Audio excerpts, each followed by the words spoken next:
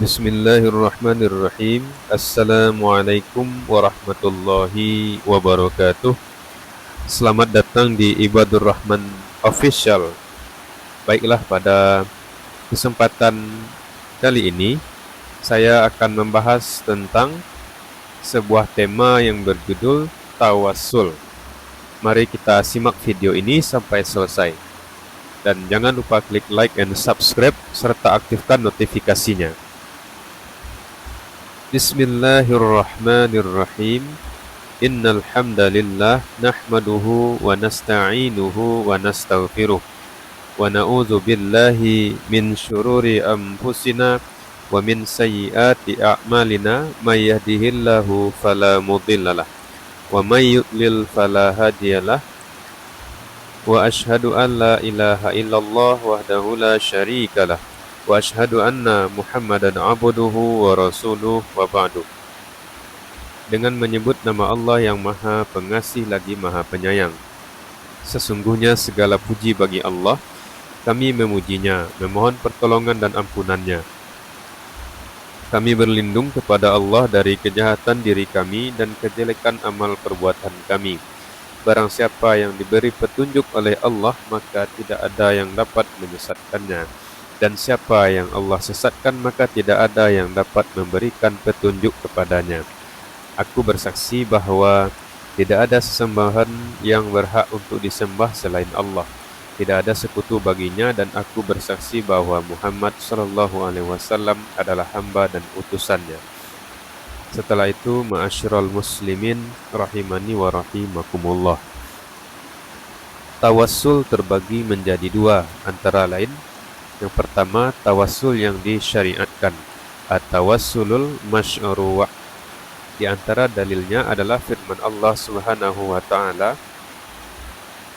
Ya ayyuhallazina amanu taqullaha wabtaghu ilaihil wasilata wajahidu fi sabilihi la'allakum tuflihun. Yang artinya, wahai orang-orang yang beriman, bertakwalah kepada Allah dan carilah wasilah atau jalan yang mendekatkan diri kepadanya, dan berjihadlah pada jalannya agar kalian mendapatkan keberuntungan. Quran Surah Al-Ma'idah ayat 35. Qatadah rahimahullah berkata, Taqarrabu ilaihi bi ta'atihi wal amali bima yardaih. Dekatkanlah diri kalian kepadanya dengan melakukan ketaatan dan melakukan amalan yang membuatnya ridha. Sehingga tawassul yang disyariatkan adalah sebagaimana tawassul yang diperintahkan oleh Al-Quran, diteladankan oleh Rasulullah SAW, dan dipraktekkan oleh para sahabat radhiyallahu anhum.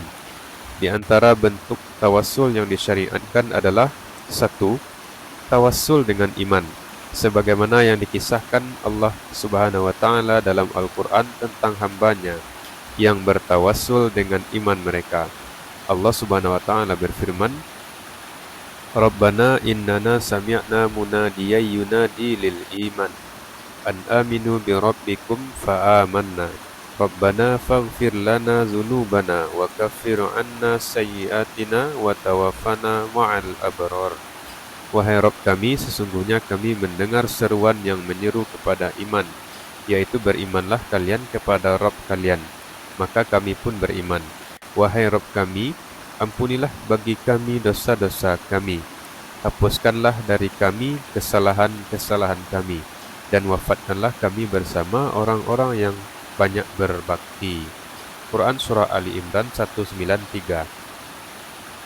2. Tawassul dengan mengesahkan Allah Subhanahu wa ta'ala, seperti doa Nabi Yunus alaihissalam ketika ditelan oleh ikan nun. Allah Subhanahu wa ta'ala mengisahkan dalam firman-Nya, Fanada fil zulumati an la ilaha illa anta subhanaka inni kuntu minal zalimin. Fastajabna lahu wa najjaynahu minal ghammi wa kadzalika nunjil mu'minin. Maka ia menyeru dalam keadaan yang sangat gelap. bahwa tidak ada sesembahan yang berhak untuk disembah selain Engkau. Maha suci Engkau, sesungguhnya aku adalah termasuk orang-orang yang zalim. Maka kami telah memperkenankan doanya dan menyelamatkannya dari kesedihan. Dan demikianlah kami selamatkan orang-orang yang beriman. Quran Surah Al-Anbiya 87-88. Yang ketiga, tawassul dengan Asma'ul Husna. Sebagaimana firman Allah Subhanahu wa taala, "Walillahil asma'ul husna fad'uuhu biha." Hanya milik Allah Asma'ul Husna atau nama-nama Allah yang mulia, maka berdoalah kepadanya dengan menyebut Asma'ul Husna tersebut. Quran Surah Al-A'raf 180. Di antara doa yang diajarkan oleh Rasulullah SAW adalah berdoa dengan bertawassul menggunakan Asma'ul Husna. Sebagaimana hadis yang diriwayatkan dari Abdullah bin Mas'ud, Rasulullah SAW berdoa, Allahumma inni abduka, ibnu abdika, ibnu amatika, nasiyati biyadik, madim fiyya hukmuk, adlum fiyya qada'uk, as'aluka bikullis min huwalak, sammaita bihi nafsak, au anzaltahu fi kitabik, au allamtahu ahadam min khalqik, awis ta'sarta bihi fi ilmil ghaibi indak. Yang artinya, ya Allah, sesungguhnya aku adalah hambamu, anak hambamu Adam, dan anak hamba perempuanmu Hawa. Ubun-ubunku di tanganmu, keputusanmu berlaku padaku. Qadamu kepadaku adalah adil. Aku memohon kepadamu dengan setiap nama yang baik yang telah engkau pergunakan untuk dirimu, yang engkau turunkan dalam kitabmu, engkau ajarkan kepada seseorang dari makhlukmu, atau yang engkau khususkan untuk dirimu dalam ilmu gaib di sisimu. Hadis riwayat Ahmad. Hadis ini disahihkan oleh Syekh Al-Albani rahimahullah dalam Sahihut Targhib wa Tarhib juz 2 nomor 1822. Yang keempat, tawassul dengan sifat-sifat Allah Subhanahu wa taala sebagaimana doa Rasulullah sallallahu alaihi wasallam, Ya Hayyu ya Qayyum bi rahmatika astaghits. Wahai zat yang hidup kekal lagi terus mengurus makhluknya, dengan rahmatmu aku mohon pertolongan. Hadis riwayat Tirmizi juz 5 nomor 3524. Hadis ini dihasankan oleh Syekh Al-Albani rahimahullah dalam Sahihul Jami' nomor 4777. Yang kelima, tawassul dengan amal salih seperti sholat, berbakti kepada kedua orang tua, membaca Al-Quran, atau dengan amal solih yang lainnya. Sebagaimana disebutkan dalam satu riwayat tentang 3 orang yang terperangkap di dalam goa, lalu masing-masing bertawassul dengan amal solihnya. Orang pertama bertawassul dengan amal solihnya, berupa memelihara hak buruh. Orang kedua dengan berbakti kepada kedua orang tua.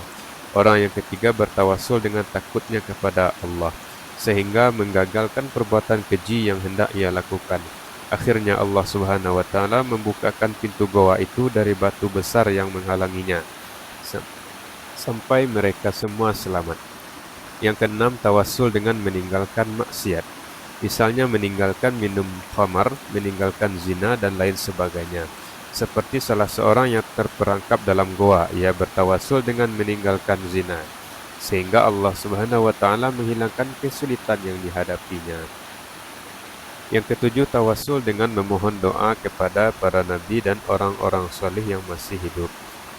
Diriwayatkan dari Utsman bin Hunayf radhiyallahu anhu bahwa seorang tunanetra datang kepada Nabi sallallahu alaihi wasallam, lalu ia berkata, "Berdoalah kepada Allah agar Dia menyembuhkanku sehingga aku melihat kembali."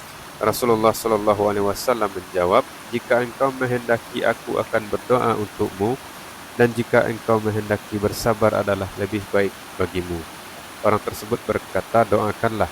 Lalu Rasulullah sallallahu alaihi wasallam memerintahkannya agar berwudu dengan sempurna, lalu sholat 2 rakaat.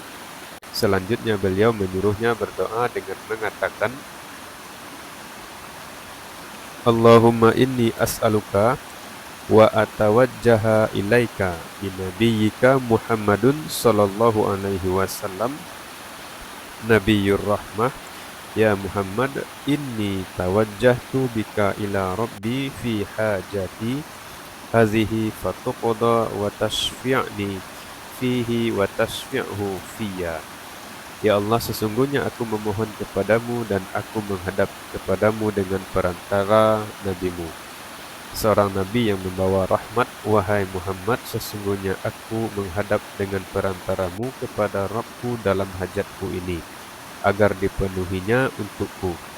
Ya Allah, jadikanlah ia pemberi syafaat kepadaku dan berilah aku syafaat pertolongan di dalamnya. Orang tersebut kemudian melakukannya sehingga ia sembuh. Hadis riwayat Ahmad, hadis sahih. Para jamaah rahimani wa rahimakumullah. Yang kedua adalah tawassul yang dilarang. At-tawassulul mamnu'. Tawassul yang dilarang adalah tawassul yang tidak ada dasarnya dalam agama Islam. Di antara tawassul yang dilarang yaitu 1. Tawassul dengan orang-orang mati, meminta hajat dan memohon pertolongan kepada mereka. Ini termasuk kezaliman yang besar kepada Allah Subhanahu wa taala, yaitu kesyirikan. Allah Subhanahu wa taala berfirman,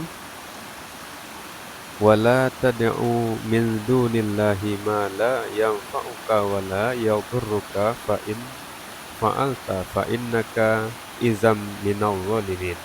Dan janganlah engkau menyeru kepada apa-apa selain Allah yang tidak memberi manfaat dan tidak pula memberi mudarat kepadamu. Jika engkau berbuat yang demikian itu, maka sesungguhnya engkau termasuk orang-orang yang zalim. Quran Surah Yunus ayat 106. Yang kedua, tawassul dengan kemuliaan Rasulullah SAW. Seperti ucapan, ya Allah, dengan kemuliaan Nabi Muhammad SAW, sembuhkanlah aku. Ini adalah perbuatan yang tidak pernah dilakukan oleh Rasulullah SAW dan para sahabatnya. Adapun hadis yang berbunyi, tawassalu bijahi, bertawassullah kalian dengan kemuliaanku. Hadis ini tidak ada asal-usulnya, demikian menurut keterangan Syekhul Islam Ibnu Taimiyah rahimahullah. Yang ketiga, meminta agar Rasulullah SAW mendoakan dirinya setelah beliau wafat. Seperti ucapan, wahai Rasulullah, doakanlah aku. Ini tidak diperbolehkan, sebab para sahabat radhiyallahu anhu tidak pernah melakukannya, dan juga karena Rasulullah SAW pernah bersabda, "Iza matal insanu inqata'a anhu amaluhu illa min salasatin illa min sadaqatin jariyah aw ilmin yuntafa'u bihi aw waladin salihin yad'ulah." Jika seorang manusia telah meninggal dunia, maka terputuslah amalnya kecuali dari 3 perkara: sedekah jariah, ilmu yang bermanfaat, atau anak soleh yang mendoakan kepada orang tuanya. Hadis riwayat Muslim juz 3 nomor 1631. Demikian yang dapat kami sampaikan. Wassallallahu ala nabiyyina Muhammadin wa ala alihi wa sahbihi wasallam, wa akhiru da'wahum anilhamdulillahi rabbil alamin. Salawat dan salam semoga tercurahkan kepada Nabi kita Muhammad sallallahu alaihi wasallam, kepada keluarganya dan para sahabatnya, dan penutup doa kami, segala puji bagi Allah Rabb semesta alam. Wassalamualaikum warahmatullahi wabarakatuh.